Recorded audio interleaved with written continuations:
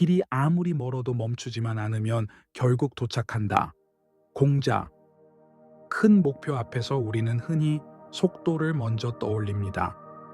하지만 공자의 메시지는 방향과 지속이 속도보다 앞선다는 사실을 조용히 상기시킵니다.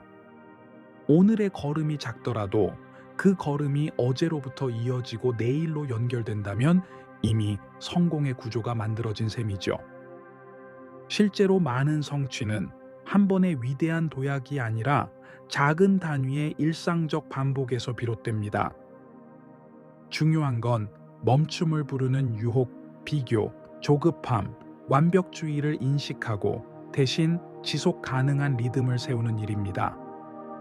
예를 들어 하루 10분이라도 꾸준히 투자할 루틴을 만들고 진행표에 완료 대신 연속 일수를 표시해 관성을 키워보세요. 때로는 속도를 늦추는 것이 전체 여정을 지키는 가장 현명한 선택이기도 합니다. 길은 멀수록 지도가 아닌 발걸음으로 완성됩니다. 멈추지 않는 한, 느림은 실패가 아니라 도착을 보장하는 다른 형태의 속도입니다. 행동을 막는 것이 오히려 행동을 전진시킨다. 길을 가로막는 것이 곧 길이 된다. 마르쿠스 아우렐리우스. 장애물은 보통 지연과 좌절의 다른 말처럼 들립니다. 그러나 스토아 철학자였던 아우렐리우스는 시선을 틀어 장애물을 성장의 지렛대로 바꾸는 관점을 제안합니다. 문제는 가던 길을 막지만 동시에 새로운 기술, 체력, 통찰을 길러주는 훈련장이 되죠. 중요한 것은 왜 이런 일이가 아니라 이 상황에서 배울 수 있는 한 가지는 무엇인가를 묻는 태도입니다. 절차는 단순합니다. 1. 사실과 해석을 분리해 감정의 파도를 낮추고 2. 내가 통제할 수 있는 가장 작은 행동을 정하며 3. 그 행동으로 현실의 접점을 만듭니다. 예컨대 고객의 이의제기는 제품 결함을 드러내는 고통이지만 동시에 차별화 포인트를 발견할 수 있는 데이터가 됩니다. 장애물은 방향을 틀라는 신호이자 내 그릇을 넓히라는 초대장입니다. 결국 길을 막는 그것이 길의 핵심 수업이 됩니다. 완벽함은 더 보탤 것이 없을 때가 아니라 더 뺄 것이 없을 때 이루어진다. 앙투안 드 생텍쥐베리. 우리는 성과가 부족할수록 더 많은 것을 얹으려 합니다. 기능을 더하고 계획을 더하고 자료를 더하죠. 하지만 생텍쥐페리는 완벽함의 기준을 추가가 아니라 제거에서 찾습니다. 본질이 외풍 없이 서도록 군더더기를 덜어내는 일, 그게 진짜 정교함입니다. 1과 3 모두에 적용할 수 있습니다. 목표를 세울 땐 해야 할 일 목록만 늘리지 말고 하지 않을 일 목록을 정해 에너지를 보호하세요. 글을 쓸 때도 문장을 화려하게 꾸미기보다 의미를 흐리는 수식부터 걷어내면 힘이 생깁니다. 팀 프로젝트라면 핵심 지표 한두 개만 남겨 모두의 시선을 한 점에 모읍니다. 제거는 포기가 아니라 집중의 기술입니다. 불필요가 빠져나갈수록 남은 것의 선명도와 밀도가 올라갑니다. 덜어내면 비워서 약해지는 게 아니라 비워서 단단해지는 과정입니다. 인생은 폭풍이 지나가길 기다리는 것이 아니라 빗속에서 춤추는 법을 배우는 것이다. 비비언 그린. 우리는 평온해지면 비로소 삶을 시작할 수 있을 것처럼 느낍니다. 하지만 현실의 날씨는 늘 변덕스럽죠. 그린의 문장은 회피가 아닌 적응의 기회를 권합니다. 빗속에서 춤춘다는 건 고통을 미화한다는 뜻이 아니라 통제 밖의 요소를 인정하고 통제 가능한 단경, 태도, 호흡, 작은 의식을 세심히 다루는 것입니다. 폭풍 속 루틴은 특히 큰 힘을 발휘합니다. 예를 들어 하루 15분 몸을 움직이기, 감사 3줄 쓰기, 마음을 진정시키는 호흡 3회 같은 미세 습관은 정서의 바닥을 단단히 해줍니다. 또한 어려움의 한가운데서도 유머를 잃지 않는 태도는 현실을 가볍게 만들지는 못해도 나를 가볍게 만들어줍니다. 비는 그치고 또 옵니다. 춤을 배운 사람만이 날씨와 상관없이 살아갈 리듬을 얻습니다. 사랑받고 싶다면 사랑하라. 그리고 사랑스러워져라. 벤자민 프랭클린. 사랑을 받는 일로만 이해하면 관계는 곧잘 거래가 됩니다. 프랭클린은 방향을 바꿔 사랑을 먼저 흘려보내는 능동성과 사랑스러움이라는 내면의 품질을 함께 강조합니다. 사랑스러움은 타고나는 기질이 아니라 일상의 선택에서 자랍니다.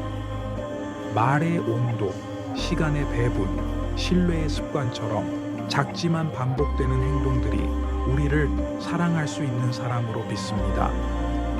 동시에 자기 돌봄은 이 흐름의 연료입니다. 적절한 휴식과 경계 없이는 친절도 쉽게 소진되니까요. 사랑은 요구가 아니라 결과입니다. 내가 주는 관심, 진실성, 일관성이 한 사람의 하루를 바꾸고 그 변화가 다시 나에게 돌아옵니다. 사랑을 원한다면 오늘 내가 먼저 사랑의 조건이 되는 작은 행동 하나를 선택해 보세요. 인간에게서 모든 것을 빼앗을 수는 있어도 단 한 가지.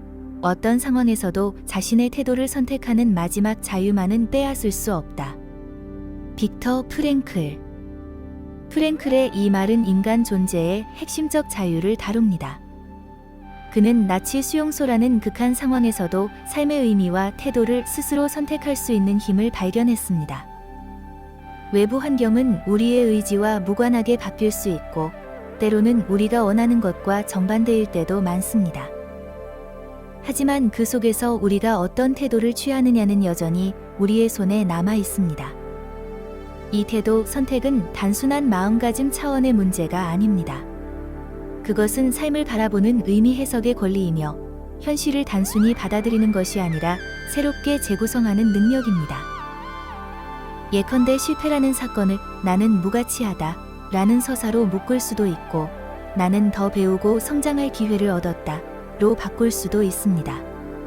같은 사건도 태도에 따라 전혀 다른 이야기가 됩니다. 프랭클이 강조한 자유는 거창한 결단에서만 발휘되는 것이 아닙니다. 누군가의 말에 상처받았을 때 감정을 곧바로 분노로 터뜨릴 수도 있고, 한 박자 멈추어 내가 진짜 원하는 반응은 무엇일까를 선택할 수도 있습니다. 작은 선택이 쌓이면 그것이 결국 삶의 방향성이 됩니다. 세상은 우리가 바꿀 수 없는 부분이 많지만 그 속에서 나 자신을 어떻게 지켜낼 것인가를 선택하는 힘은 절대 빼앗기지 않는 보물과도 같습니다. 성공은 열정을 잃지 않고 실패에서 실패로 걸어가는 것이다. 윈스턴 처칠. 처칠의 말은 실패에 대한 전통적인 두려움을 뒤집어 생각하게 합니다. 우리는 흔히 실패를 성공의 반대말로 여기지만 처칠은 오히려 실패가 성공으로 가는 길 위에 놓인 반복적인 과정임을 말합니다. 중요한 것은 실패 그 자체가 아니라 실패가 이어질 때조차 꺼지지 않는 열정과 도전 정신입니다. 실패가 주는 가장 큰 선물은 경험입니다. 무엇이 잘못되었는지, 어떤 방식이 효과가 없었는지 알게 되는 것은 다음 시도에 있어 더 나은 선택을 할 수 있는 근거가 됩니다. 실패가 쌓인다는 것은 동시에 지혜가 쌓인다는 뜻이기도 합니다. 따라서 실패는 낭비가 아니라 투자입니다. 문제는 실패 속에서 열정을 잃지 않는 방법입니다. 이를 위해선 작은 성취를 발견하는 습관이 필요합니다. 목표가 크면 그만큼 실패의 무게도 커 보입니다. 하지만 매일의 시도 자체, 작은 배움 혹은 도전했다는 사실만으로도 의미를 부여하면 열정은 지켜집니다. 또한 나 자신을 평가할 때 결과 중심이 아니라 과정 중심으로 보는 태도 역시 중요합니다. 결과가 어찌 되었든 내가 끝까지 열정을 가지고 나아갔다는 것 자체가 성공의 본질이라는 처칠의 메시지는 실패가 두려운 사람들에게 앞으로 나아갈 힘을 주는 위대한 격려입니다. 교육은 양동이를 채우는 것이 아니라 불을 지피는 것이다.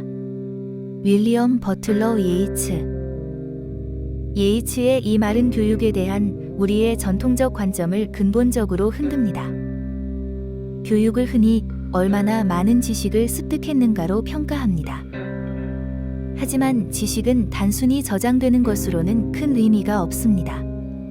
그것이 살아 움직이려면 배우는 사람의 내면에 호기심과 열정의 불꽃이 피어나야 합니다.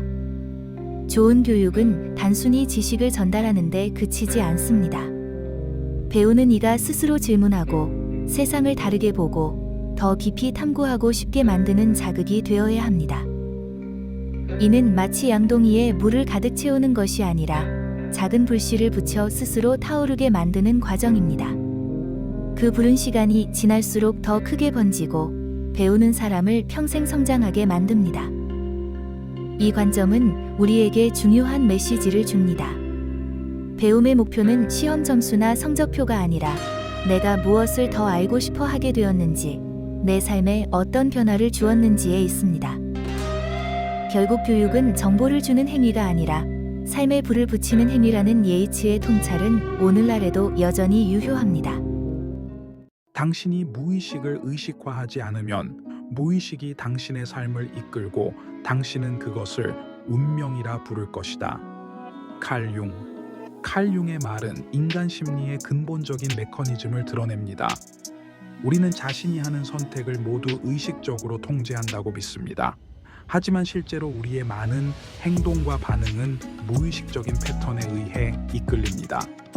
우리가 왜 비슷한 사람에게 반복적으로 끌리는지, 왜 같은 상황에서 같은 방식으로 무너지는지, 왜 스스로도 이해할 수 없는 감정을 자주 느끼는지의 이유가 바로 여기에 있습니다. 문제는 이 무의식의 힘이 너무 강력하다는 데 있습니다. 우리가 그것을 인식하지 못하면 결국 무의식이 삶을 대신 지휘하게 됩니다. 그러면 우리는 그것을 단순히 내 운명이라고 착각하게 되지요. 그러나 무의식을 의식화하는 순간 선택권은 다시 우리 손으로 돌아옵니다. 이 과정은 단순하지 않습니다.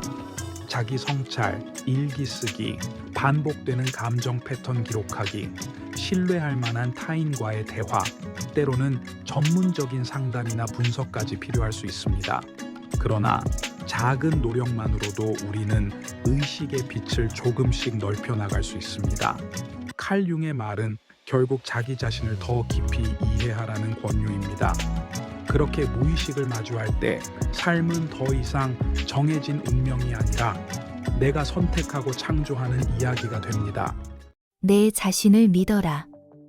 내 안에는 어떤 어려움도 넘어설 힘이 숨어 있다. 크리스티안 디 라르센. 라르센의 말은 자기 신뢰의 중요성을 강하게 일깨워 줍니다. 우리는 종종 외부의 평가와 환경에 지나치게 의존합니다. 누군가의 인정이 있어야 안심하고 결과가 좋아야만 스스로를 믿습니다. 하지만 진짜 자기 신뢰는 그 반대 방향에서 시작됩니다. 아직 결과가 보이지 않아도, 누군가 알아주지 않아도 스스로를 믿는 힘 말입니다.